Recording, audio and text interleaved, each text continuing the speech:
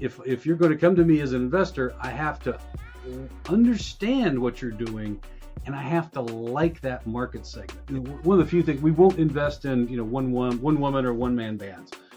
Just there's too much going on in a startup for one person to. I love working with entrepreneurs. I guess part of it's because I was one myself. I think we do it better than anybody.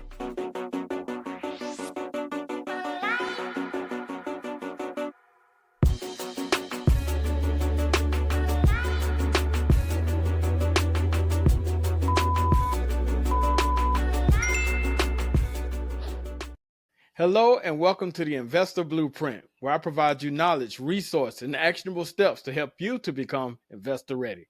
I'm your host and ally, DeMario McIlwain, CEO and co-founder of Skilldora, and I'm so excited to bring on this guest today. He's a scientist turned entrepreneur turned investor and has overseen over 87 investments into 56 companies thus far. And yet, that's not all. But I'm going to let him tell his story better than I can. So this is that moment where you put the kids to the side, put the dog in another room, and sit back because you're going to want to hear this information. So without further ado, here is the one and only Mr. Eric Dobson. Oh my gosh, you set me up. I got to. Let's see. I guess I grew up in the heartland of America on a farm. Somehow made my way into graduate school. That led me into working for the government. I was a fuzzy-haired scientist working for the government for about 5 or 6 years, and then I ended up basically getting very fed up with the yoke of working for the government, and went as far away from it as possible to entrepreneurship. That was quite an adventure. I don't even know if I knew what the word meant at the time, entrepreneur. So I did this the hard way. Had several companies. The highlights. One was very successful. One was a total disaster, and one was kind of a sideways exit. And that was the last one. And I got invited at that point to join an investment group, and that's where I cut my teeth on the investor side of things. And the thing that I just was shocked about when I jumped sides of the table, we looked at when you're an entrepreneur and someone says, "I don't like the valuation of your company." You think, well, they want a cheaper share price. Okay, I can understand that. You think, but the reality is when you actually jump sides of the table, you realize that that's actually code for something else. It means I don't think you have a big enough market segment to grow into that valuation and give me my return that I want. And that was eye-opening. Suddenly I went, there's a whole different language here. There's a different way of thinking I'm not familiar with, and so I had to really adapt to that. And that's kind of why. And there's lots of more stories, but that's the genesis of this whole concept of becoming investor ready. Is you got two different groups that speak two different things. You got entrepreneurs that speak pitch deck and opportunity and things like that. And you got investors that want to talk pro forma and risk. And until you get them talking the same language, nothing happens. Once you get them talking the same language, magic happens. And so, I'll also tell you that as an entrepreneur, I'll never forget again, just getting my hands on how investors think and the importance of understanding that. So again, and the other thing I'll tell you is I got into this business because as an entrepreneur, I looked at it and I thought, you couldn't come up with a less efficient way of getting money in the hands of deserving entrepreneurs than we have right now. If you convened a panel of experts, they could not come up with a less efficient system. And so I remember thinking, if I ever get on the other side of the table, I'm going to fundamentally change how capital works, how capital distribution works to entrepreneurs, because what I saw was the ones that were deserving weren't getting attention, and those that quite frankly weren't deserving were getting a lot of love. And that just there's got to be a more efficient system for doing that. And that's I've devoted the second half of my career to that single purpose. You know what? Thank you for sharing that. But I got to go backwards a little bit because you did a very interesting jump from a scientist to entrepreneur. I would like to think that becoming a scientist, that's a very lengthy path, It is. of education and everything. So you basically just kind of put that on the shelf, like those books behind you. You put that on the shelf and jumped into entrepreneurship. What was that driving force, if I may ask? It's a great question. I always bristled a bit at the sort of the, again, I call it the yoke of academia and just the bureaucracy. I just always bristled at bureaucracy. And I look back and it's kind of interesting. I was always um, a bit of a negotiator. I was always, in graduate school, I didn't settle for the standard, graduate assistantship. I went out and found a grant, pulled it through the university, and lived, lived about twice the economic level of most of my other fellow grad students, just because I was able to put those things together. And I think I just, at the end of the day, and I'll tell you, one big reason was I was working for the government and they gave me a project to work on, and I knocked it out of the park. Just killed it. Thought this was going to be a crowning achievement of my work for the government, and they didn't. When they figured out the implications of what I had done, it meant they were going to have to lay off a bunch of workers.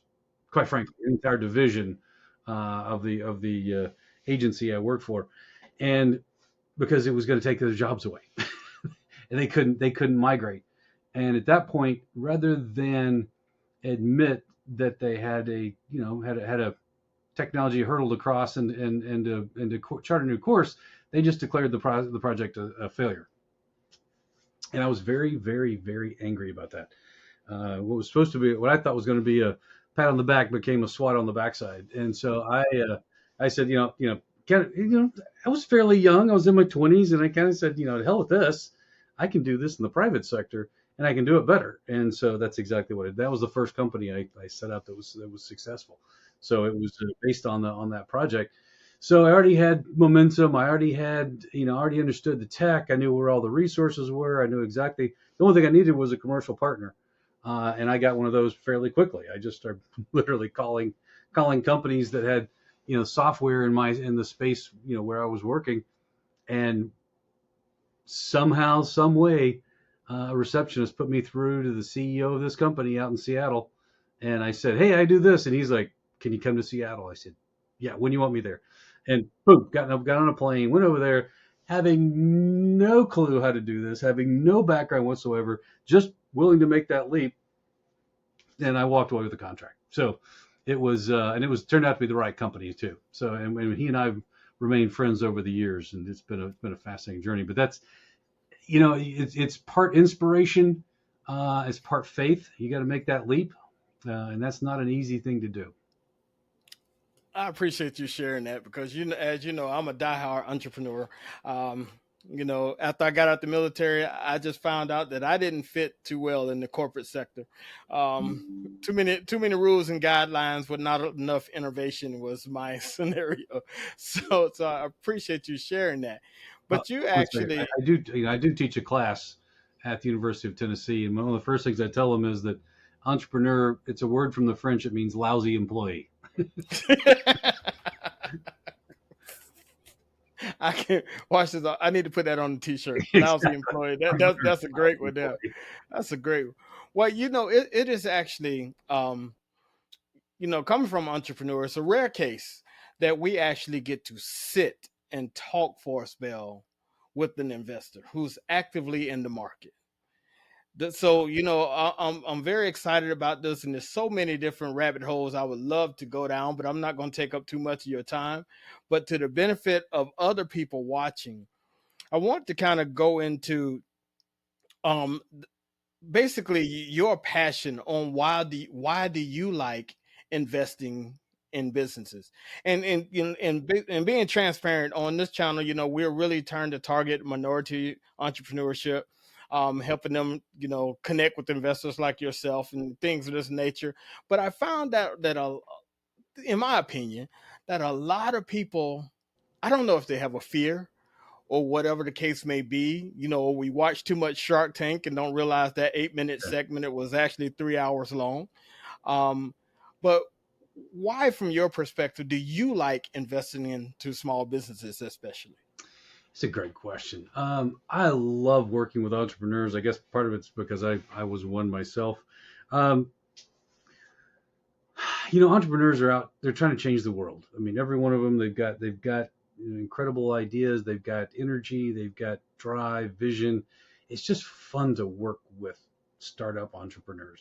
I just love every minute of it. Sadly, it's one of the few things I don't get as much time to do that as I want.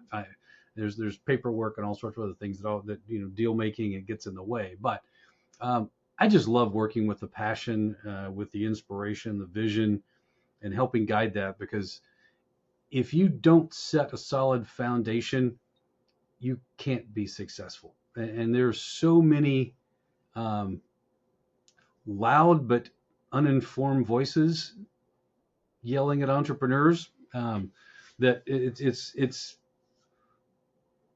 I really want to be a voice of experience and help these companies set off. Because if you catch entrepreneurs in the early stages before they develop bad habits, you'd be shocked how much more efficient you can grow a company.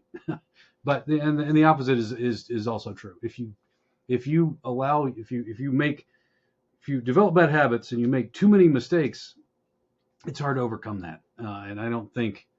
Well, it's also, again, a cornerstone of our economy. Let's say almost all jobs. Bureau of Labor statistics show that something like 90% of all jobs created in our economy are created by small companies.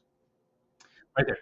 I believe there's an urban-rural divide that we have right now that I think it may not have been as pronounced certainly in modern history. It's never been this pronounced and stark. I mean, you just saw this recent election. The Heartland basically said, "No, we're done with this nonsense. You've kind of left us out here to fend for ourselves, and we're done with it." Okay, so um, I believe there's a future in rural America, especially with minority companies. I believe there is a renaissance of science and technology out here in the real world, outside of the New Yorks and the Silicon Valleys and all the hullabaloo. I believe we can all make a major impact in bringing economic resiliency back to the heartland of America, because the intellectual property is here, the entrepreneurs are here, everything we need is here except capital and good leadership from an investor standpoint. And there are some great investors. Please don't take that the wrong way. We just need more of it out here. Well, you are, as my wife would say, this is a safe space. So when we're talking about investors, like I said, with my history of being out there for a while, I've had my share of conversations, some shock and awe conversations, Mm-hmm. and now with the information, thanks to you, as I like to throw that little plug in there, Eric has been a great friend to me. I like to call him my mentor. He actually inspired a passion. Just inspired a deeper passion in me to actually want to help more entrepreneurs connect with investment capital. Not for, it's not a selfish thing, because I really do believe in what he's talking about, as well as I want to see people win. And I understand that no, or that not understanding, it hits hard. I know firsthand. So I really appreciate this opportunity. But I want to go back to something that you was talking about, and you was talking about catching basically a founder when they're in the early stages before they create bad habits. So that is a great segue into this question of, what do you mean when you say early stage? Because a lot of people ask that question. What do they Good mean question. by early stage? Sure. I typically mean seed stage deals. So not pure conceptual. Nobody really invests in purely conceptual companies. But if you've got a business plan, a credible business plan, and you're able to build some credible financial projections on it, and you've got some kind of prototype of your system, your product or your service, we're willing to start talking. I mean, we may not be ready to invest yet, but we're ready to get to know you and figure out if you're one of those transformative entrepreneurs that can go from 0 to 10 or and hopefully 10 to 100, whatever that looks like for you in your business and your market segment. But that's roughly when we'll get involved. So probably 50% of all the investing we do starts in a pre-revenue company. So we're very good at working with pre-revenue companies. That's also why we've structured our whole model is based on basically working with entrepreneurs. Like I said, we'll engage early, and then we got to figure out if you're truly investor ready or not. Once you're investor ready, we have an angel group process that we go through, and we'll invest 2, 3, 4 times, whatever it takes, as long as you're being smart and making all the growing your sales and doing all the smart things. That's our de-risking process. We call it building dwell time with these companies. We get to know you. We know how you take money, how you spend money. Basically what your priorities are, roughly when you're going to exit, who you're going to exit to. At that point, we've taken most of the material risk out of the deal, and then we've got a larger fund, so we pull those companies into a venture fund, which sits on top of that. And so we can scale. I guess what I'm trying to say is, from contact to exit, we can scale our investment with a company so that we stay in longer. We take more. We basically continue that mentor role. I think you called it mentoring, coaching. We can scale with the companies that we select. We can also engage with companies just about anywhere on that path. About 50% start pre-revenue, which by most people's estimation is pretty darn early. That's a game changer right there, because a lot of information that you get out there from small business perspective is that they're looking at that bottom line revenue of X amount of dollars, seeing a lot of traction. So that kind of scares people off and say, hey, I'm not quite there yet, but I am here. And I think this is where the bad habits happen. Oh yeah, that's exactly what you're talking about. Yeah. But I wanted to kind of go backwards a little bit. If I'm not mistaken, you created a very unique situation when it comes to the collection of angel investors. You call it a syndicate. Right. Could you talk a little bit about that, please? Well, I'll see you go backwards and raise you one. Our network, I joined in 2012, but it was actually founded, it was woman founded, female founded. And we've never really forgotten that. That's one reason I think I think about probably 15% of our investments are in women founded companies. Yeah, this was really her idea. Our founder, her concept was, rather than trying to build relationships with disparate groups when you need them, just to build that over that sort of that umbrella over the whole network, multi-city syndicated angel group. And it was brilliant. It worked, and it still works today. And the nice thing is, it's part of our DNA. So every time we create a new group, we're in expansion mode right now. So we're going to new cities and opening up new angel groups. The model is that each of the groups, and there'll be anywhere from 20 to 50 investors in a group. Each of those groups acts semi-autonomously until they find a deal they really like, and then it comes up to the umbrella level and work on it as a network. So we call all of our members that have expertise. We round up capital from our entire network. We share the lift when these companies need something. We share that lift. So the syndicate, the beautiful part of it is that basically, if you want to do, let's say you're in Knoxville, Tennessee, where I live. Okay, you've got companies coming at you for cash, and you want to do, let's say you want to invest in 10 great companies a year. One angel group cannot take 10 investments per year and fund them through exit. It is just that the economics don't work.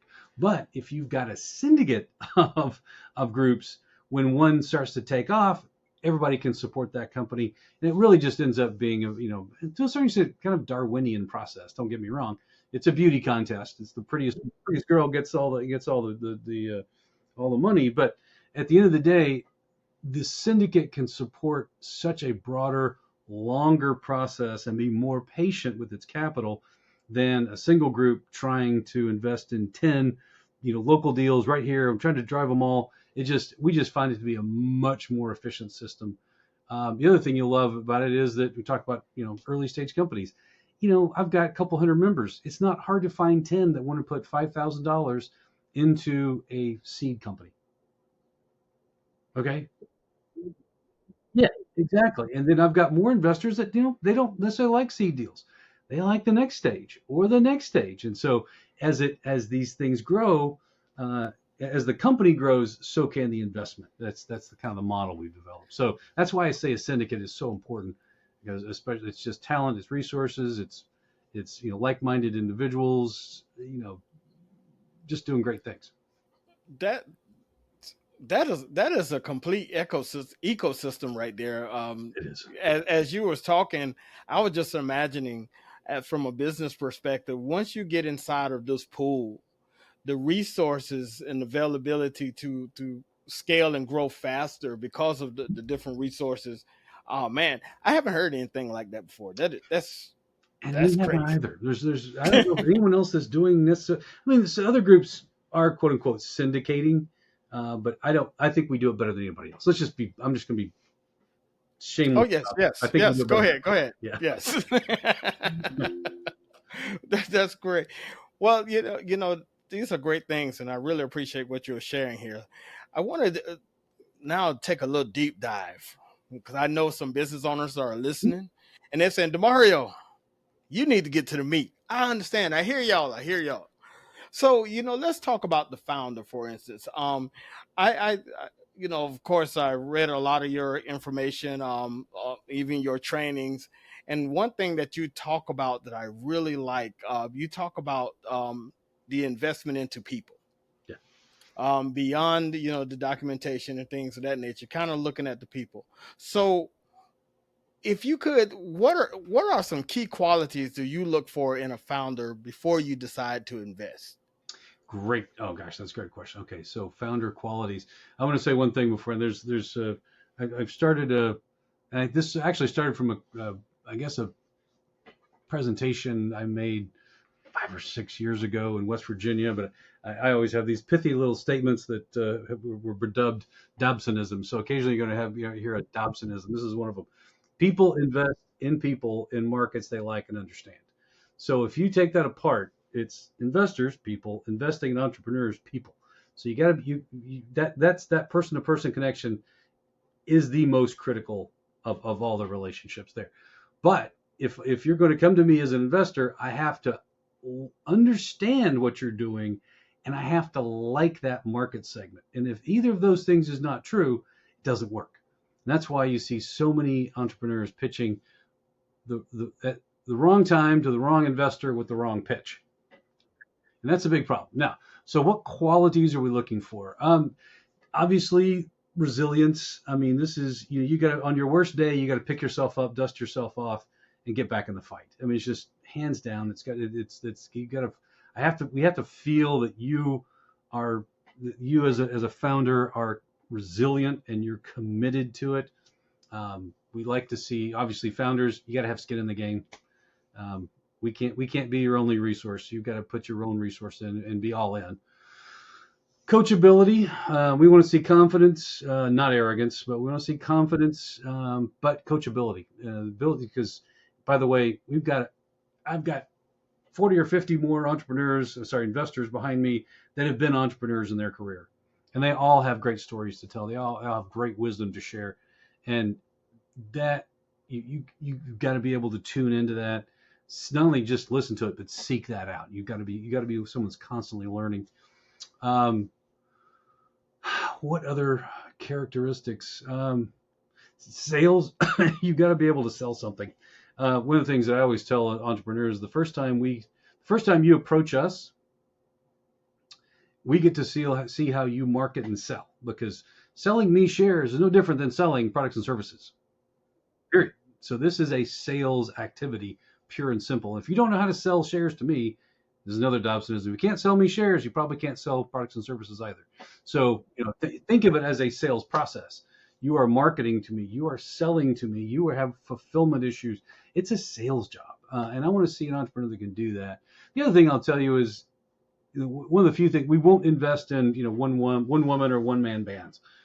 Just there's too much going on in a startup for one person to. I mean, yes, at the conceptual stage, I get it, but when you're ready to start taking investment, you have to have a team, and that team better include, and it can be two people. Don't get me wrong. We're not saying you have to have a full team, but you can't afford them anyway.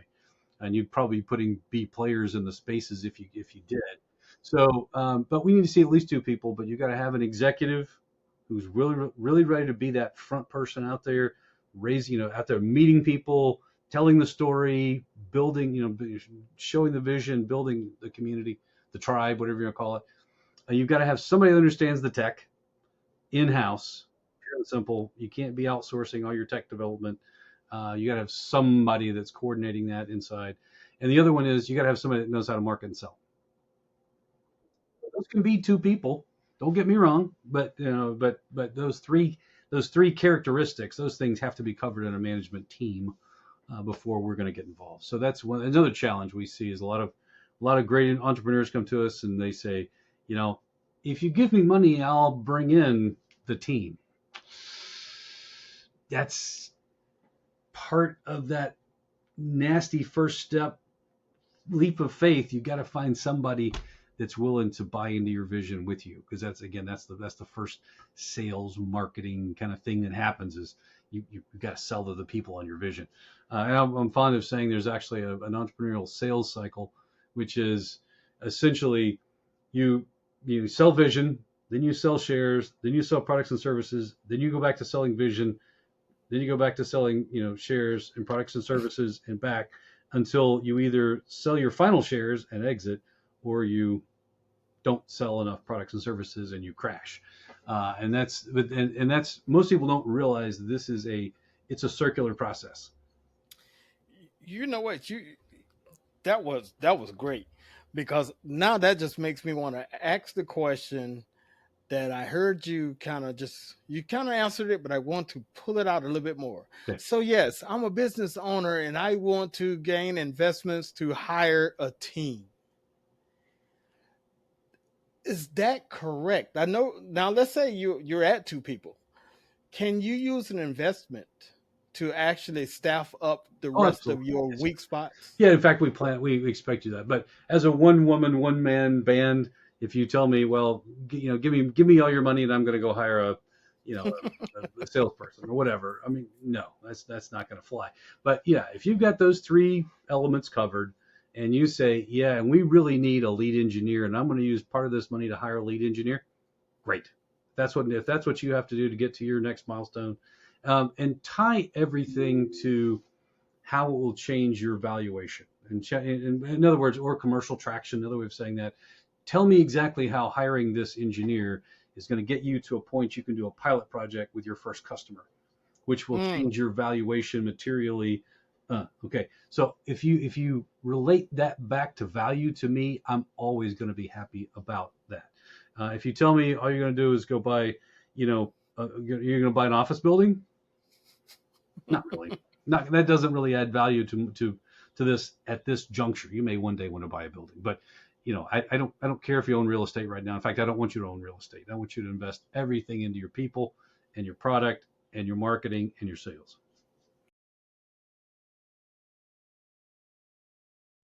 Are you ready to elevate your business and secure the investment needed for growth? Whether you're launching a startup or expanding an established business, this course will guide you through the critical steps of raising capital. Welcome to the Investor Readiness Certification Program by Skilldora, where our mission is to empower minority business owners with the essential tools and knowledge to attract the investments you deserve. This program is designed to give you step-by-step instructions and actionable templates, so you can confidently move forward and secure the investments your business deserves. Once you've completed all the necessary steps, you'll be ready to submit your business to our Investor Ready portal. Let's get started on your journey to investor readiness. Enroll today.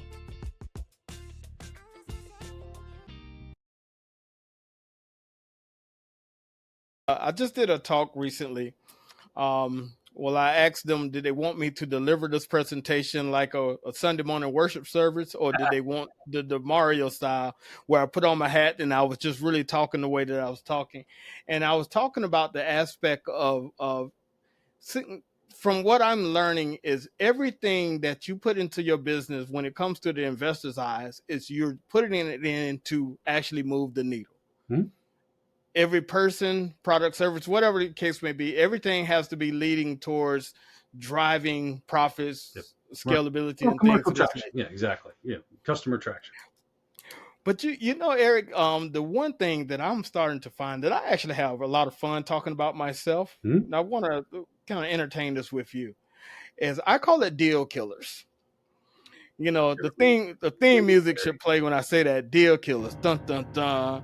I was studying the back end of Shark Tank, and I found out that 43% of the businesses that they even say yes to on camera fail through that two-letter word, or I mean a two-word phrase called due diligence. Yep. And if you could, I would like you to first talk about that initial due diligence. Like, okay, here you somebody uploaded their information onto your site, or however this information got to you. What is that next step from your process?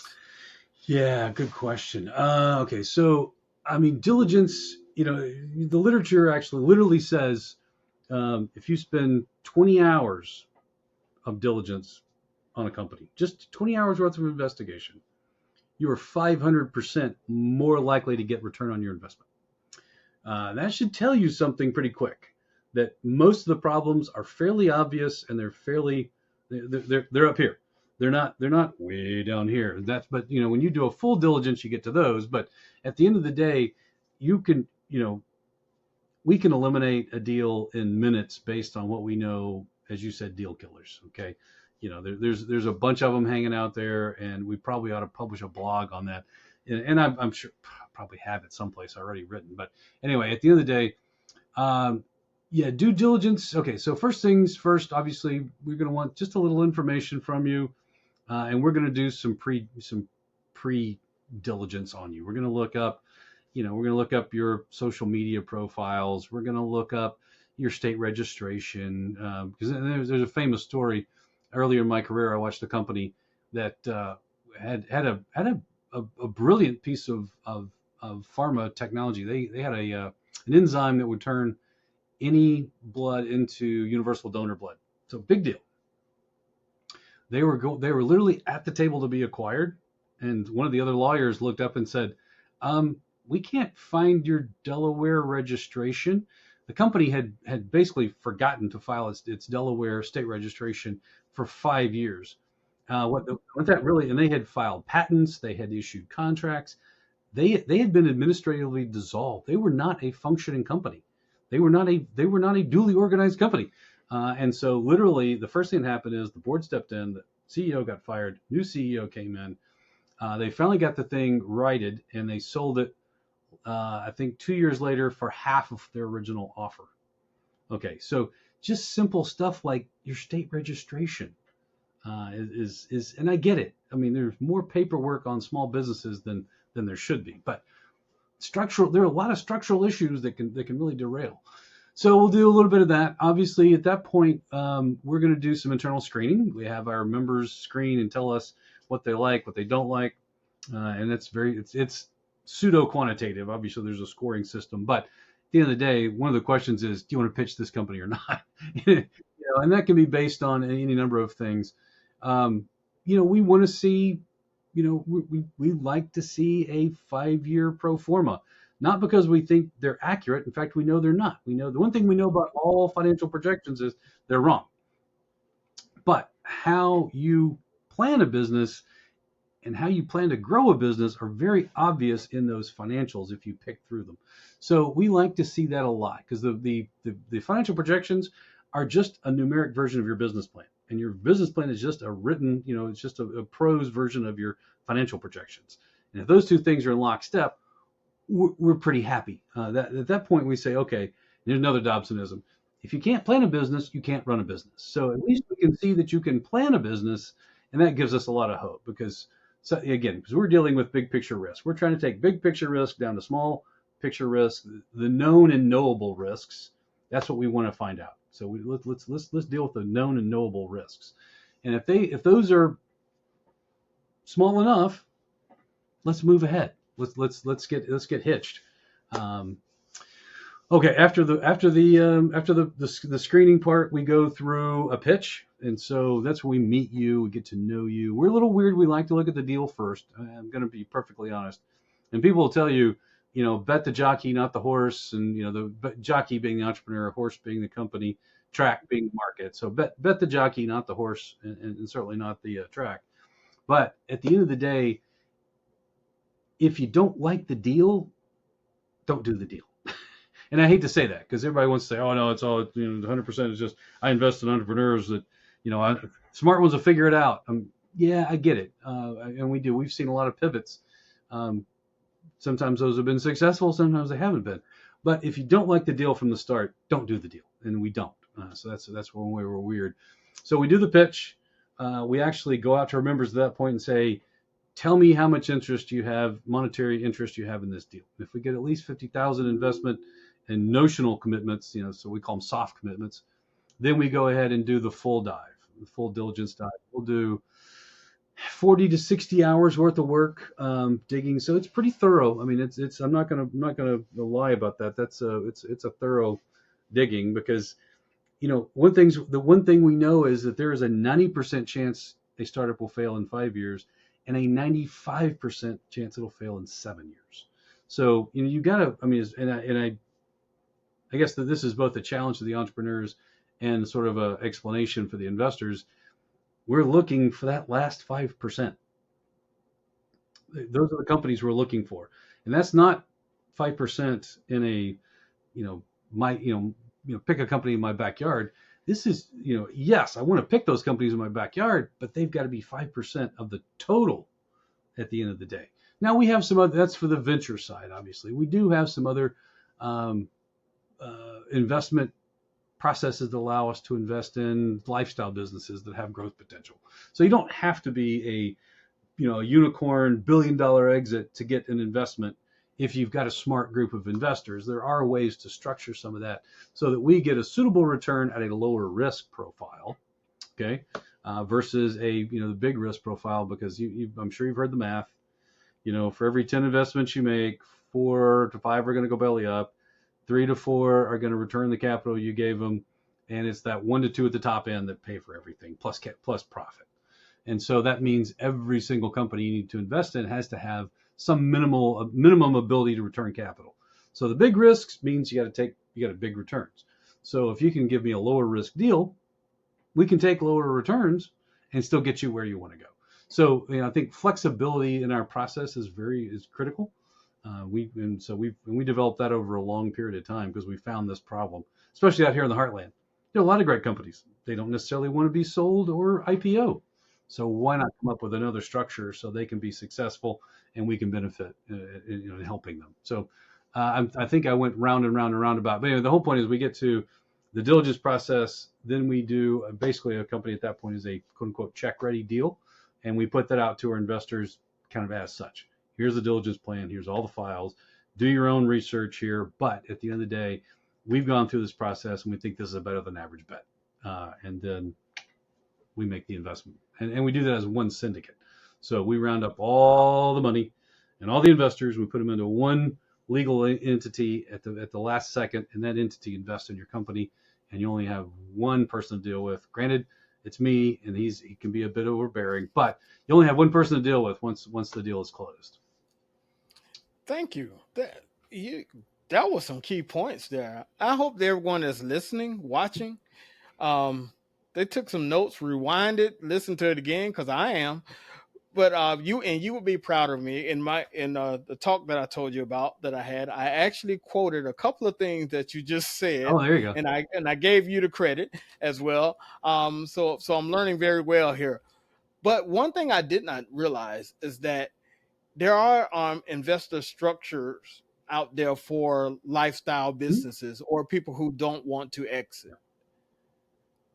I just thought that for every investment that you take, the forecast or the outlook is for you to exit. I didn't realize that there was scenarios that could be different from that. Yeah, it's called revenue-based investing, and you'll see the smart people are doing it now. It's more or less you can do it in a royalty style deal, or we do it what we call revenue share investing. So, we basically loan the company money for growth, and they get some period of like a year of grace where they don't owe us anything.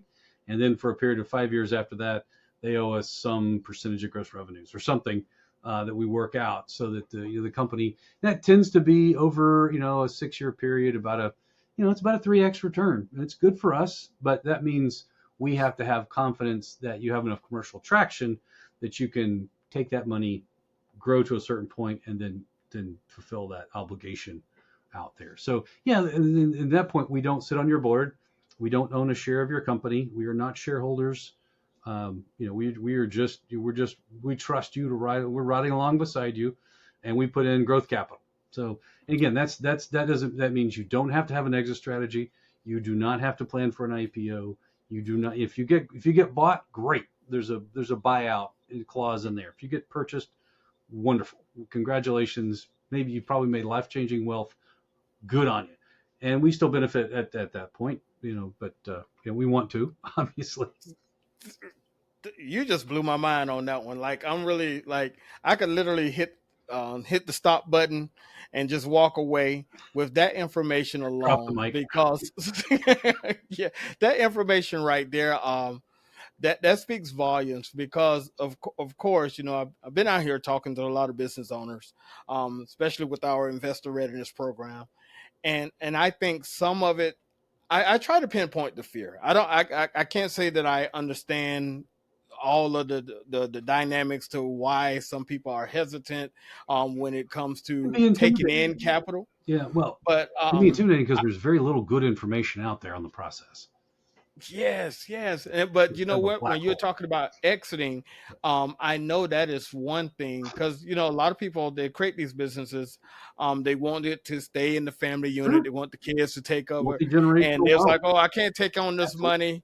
And you just said basically no equity. Yep. Revenue scenarios. You're basically investing in the growth and getting your residuals off of that total process right there. That's beautiful. Yeah, there's no reason to be intimidated by it. Don't be afraid to ask questions with the right people. I'll tell you, when I took over the Angel Group, I was in charge of the deal flow work before I took over, and I would actually tell companies why we were turning them down in detail, and people around me were going, "Oh dear God, don't do that! No, you can't tell them why we're saying no." I'm like, but if we don't, they'll never get better. Why would we not do that? And they're like, oh no, they're going to get defensive, and oh, this is going to be awful. What are you doing? And to their credit, about 1 in 100 becomes somebody I have to block, cinder, and mute, and not, block on phone, things like that. But the other 99 gush with thanks. Oh my gosh, thank you for finally telling me why no one's investing in my deal. And so that's been, to this day, we've got a diligence analyst, young man right now, and that was one of the first things I told him. Nope, you're going to tell them exactly why we're telling them no, because if you don't, no one will. And so that's, again, you got to find the good voices in this industry that especially ones that have been on both sides of the table or the ball, whatever you want to say. That's really a big difference. I love that. And I just want to ask one more question towards that. So with that information, let's say you do have a deal that goes through, and it's a no today because of X. Do that company also have an opportunity to return back to you, like stay in the network and come back, especially if you telling them what was wrong, they're going to go out and fix those exact things and want to approach you again. Yeah, absolutely. Yeah. We always say no. Please feel free to come back, unless it's just a market that we just don't understand. Like, we don't do real estate investments. We don't understand. My members love investment. They do their own investments in real estate. I'm a tech guy. That's why they come to me, is for tech deals. So if you come to me with a real estate deal, again, this is like and understand. I do like real estate. I don't understand how to do it. So I don't. So there you go. That's part of that original Dobsonism there. Yeah. So it's just about that give and take. So with that, yes, you just said you're a tech guy. So far as in the deals that I realize, probably tech is on the highest of the totem pole, but are there other types of products, services that kind of tickle you even if they're not quite tech? Yeah, no, there's some tech adjacent spaces. I mean, we've got a consumer product or two. We've got a company that makes almond, basically almond snacks. Okay, so we've got some consumer products, CPG products in the portfolio. Nothing wrong with that. We understand how to do that too. Um, so nothing's stopping that. My passion is tech. My history is tech. I just that's and people come to me for that because they apparently think I know something that they don't, and I don't think that's true. But So is this high end tech, or could you kind of describe when yeah, you say tech? yeah. What does that mean in your eyes? Yeah, we tend to excel at more of the deep tech, clean tech, hard tech, med tech, some of the deeper stuff, the strongly IP backed stuff. About 80% of what we do is probably, I would call strongly IP backed tech. But the other 20% is, fintech, where you see little or no, intellectual property, software as a service, AI. I'd put AI in that category. It's not, there's rarely intellectual property to gather around that. Although we have one that did. I mean, one of our companies actually has a pretty amazing IP suite around that. So that's one reason it was easy for us to do. Um, I mean, again, there's nothing wrong with those companies. Most of the non-IP companies, the challenge is it's a land grab market. Usually, it's not something, they're rarely creating a new market. It's that they found a better way to do something, and that they've got to just move incredibly quickly. That also means it's fairly expensive. So if you've got to move that fast and you've got to pour that kind of money into marketing, it's going to be expensive, and it's an all or nothing proposition. So it's just a little harder to do. Um, not at all impossible. We've got several investments in companies that don't have any quote unquote IP or quote unquote they're tech tech adjacent. They're not quote unquote technology. So there's nothing wrong with that. It's just that's kind of what we do. That's great. That's great. Well, like I said, I'm not going to hold you long, but now I want to get into what did you say it's called? Dobism? What's that Dobsonisms. phrase? Yes. So, here we are. We're moving into the 2025 year. New things are happening. Quote, quote. Uh, the economy probably is going to shift a little bit. Mhm. What is your insight on investments being made, especially in next year? Do you think that's going to change? Is the money going to kind of shorten up a little bit, or you? Yeah, interesting thing. For the last 2 years, with coming out of COVID, there were some there were pretty 2020. Like I'll go back to 2020 for a second. Nobody was angel investing in 2020, and we were barely hanging on. I mean, we had no operational revenue for 8 months of 2020. I mean, we weren't meeting. We were getting some polite inquiries from companies, but everybody was just standing back going, I don't know what's about to happen here. So I mean, there are big picture perturbations of these things that cause contraction of the market. There are things that happen. So coming out of COVID, I think we saw initially a kind of a growth towards tech investing, and then everybody sort of hit the election cycle, and everything went back to the sidelines. So there's been a lot of pent up energy and a lot of dry powder sitting on the sidelines for the last 2 years. And I believe, regardless of your opinion, Democrat, Republican, doesn't matter. There's an expectation right now that the markets are going to rally, and they weren't that bad to begin with. Quite frankly, that's the irony. They were actually doing well. So you've got of course the recession that never was, all that kind of fun stuff. I think I think there's going to be a lot of money coming back into the system in 2025. It has to. Money has to go to work. It can't sit on the sidelines for long. It has to go to work. And it's been sitting there for quite a while. It's been perched, just sort of waiting to fall in. So I think you're going to see a very healthy, aggressive market in 2025, is my opinion. And again, this is not a political statement at all. I just think there's been a lot of it happens every election cycle. Everybody goes to the sidelines, waits for the melee to finish, and comes back to the market. So I mean, it would have happened regardless. Doesn't matter. But my point is that there's been a lot of money sitting on the sidelines, and it has to go back to work. And I think it's going to go back to work in early 25. So I think it's going to be a good time to raise capital in 25. I'm feeling the same way. I'm glad you Yeah, said that. I'm there's feeling the same there's way. an optimism in the heartland over this. And again, this is not a political statement at all, but um, perspective and outlook are everything, because let's also back up and say for a second, the equities markets are all pure speculation. That's it. They are based on pure speculation. So your outlook, society's outlook, the society's engagement, all that stuff feeds market success. So This is great. This is great. Well, I tell you what, I could actually talk to you for hours, but I will not do it. And it's 1,000 questions that we could go through. and we can always do it again. Especially, yes, sir. So in kind of in closing, I know we talked about these things in a big overview, but we're really pushing investor readiness. Um, and I would like to say that you are the creator, especially of this curriculum that we are using when it comes to, you know, helping get that same language going on between the small business owner and the investors. So, in a nutshell, when you saying investor readiness, is that basically all of the things that you was talking about earlier? The right team, the documentation.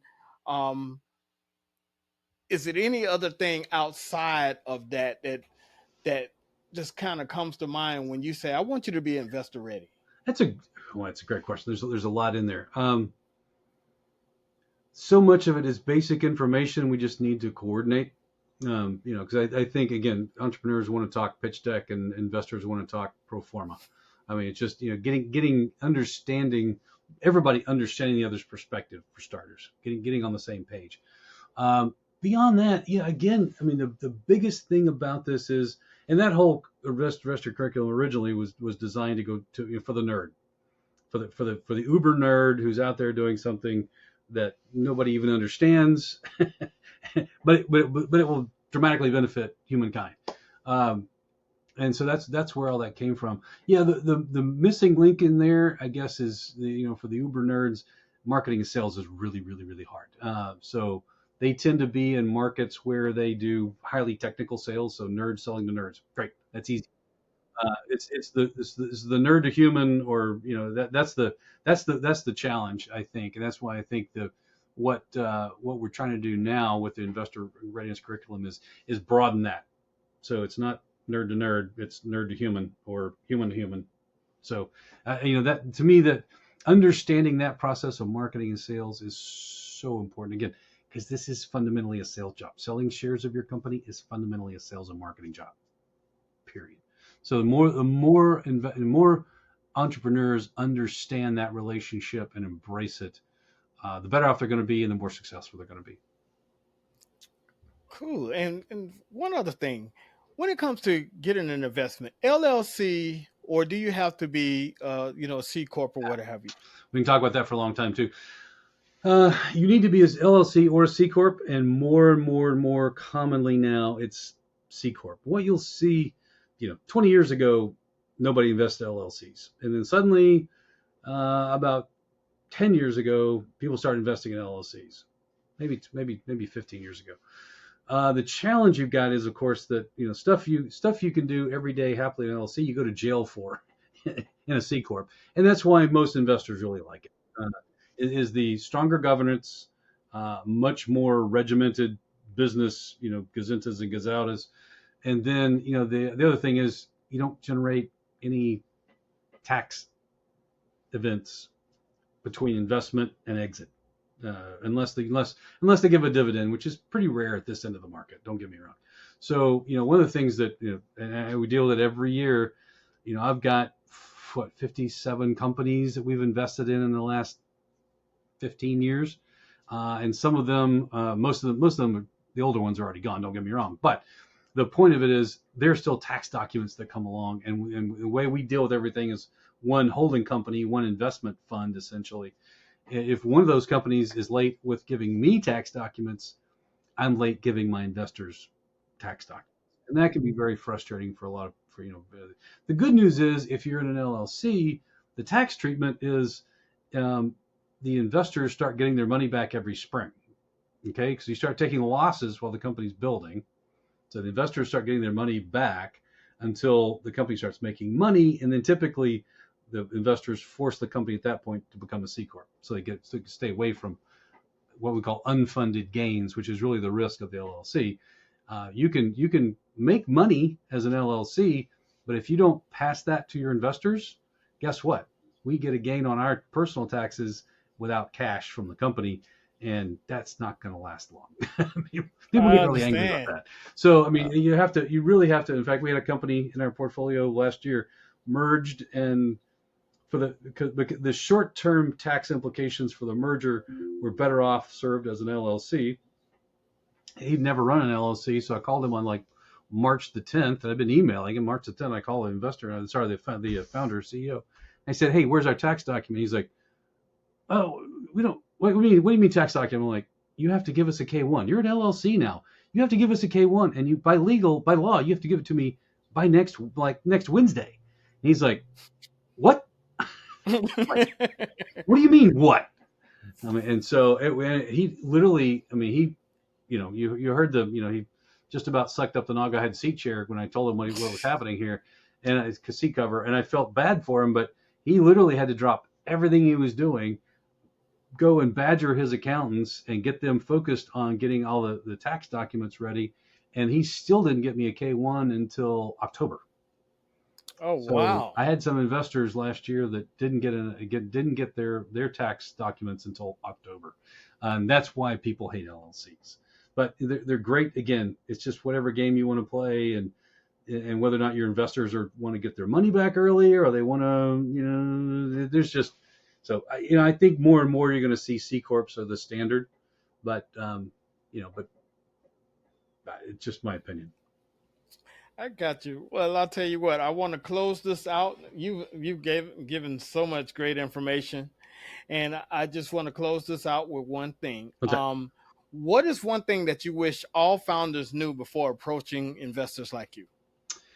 Yeah, a couple of different ways to look at that. One of which is build relationships before you need them. The other thing is don't wait till the 11th hour to call me and tell me you got a problem. I get that. Hey, I need money in 3 days. I can't get you money in 3 days. That's not going to happen. So, I think it's probably maybe I sum it up with transparency. Just, if you've got a risk that's a pronounced risk, go ahead and tell me about it and tell me how you're going to deal with it. We know you've got big picture risk issues. Just if you help us out understanding your situation, again, the known and knowable risks, the better off we're going to be. Just be totally transparent. There's no reason not to be. So I appreciate that. Well, Eric, it has been a pleasure talking with you. And of course, we're going to do this again.